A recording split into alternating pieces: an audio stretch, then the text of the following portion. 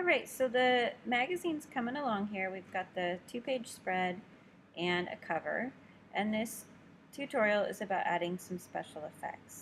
So we've got our title, Spain, and again, you have different magazines. It could be called Spain Magazine or um, About Spain, whatever you'd like to call it. But I need to make this title a little more interesting. So I'm going to go to Object, and I'm going to go down to Effects, and I'm going to look in here and see what kind of effects I may want to add to it. So I'm going to start with an inner glow, and notice that it gives you a little preview box, and this is very similar to Illustrator and Photoshop, the way we've been working here.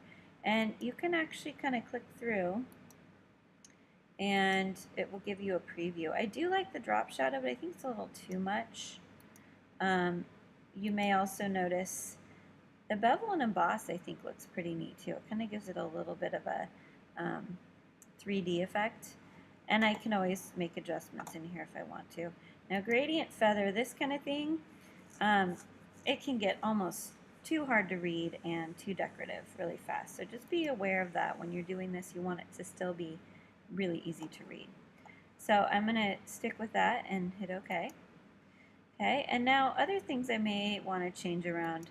If I wanted to take this circle, for instance, and lower the opacity just so I can see through it. Now that's actually selecting the dancer, not the circle.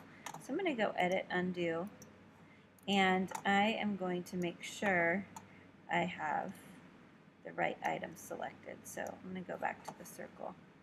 And say I wanted to see a little bit of the beach behind there. I could do something more like that. Okay, so those are just a couple special effects that you could do on the cover. Now on the inside, there are a couple things we need to add, which are page numbers in the corners.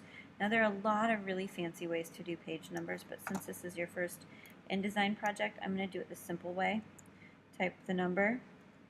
You don't even need a period after if you don't want to, and just place it where you want that to be.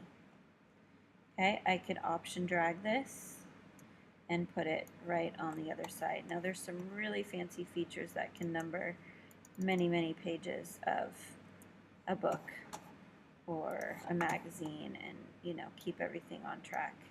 But we're just going to do it this way for now. Okay?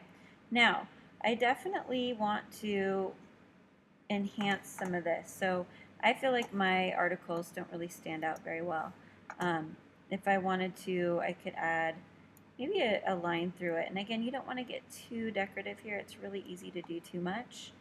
But you can put in some detail. Maybe I want to take my titles and make them white and put them over a black bar. So I'm going to take the title and change it to white and then put the black bar behind it. That kind of is what I did on the cover. Now notice I need to bring this to front. Object, Arrange, bring to front. And then it's also kind of silly to do that because I'm covering a lot of my text. So be aware of that. Maybe I want to go all the way up to here. Now you want to think about your gutters and your spaces around your magazine. I could pull this all the way across. Sometimes it's nice to have a feature here and there that goes all the way through your magazine, kind of connects one page to the next. Okay, so this is when you're just going to spice things up a bit. Think about how you can make your magazine look more interesting. Take a look at the magazines over on the shelf for good ideas, and double check your assignment sheet so that you know you have everything set.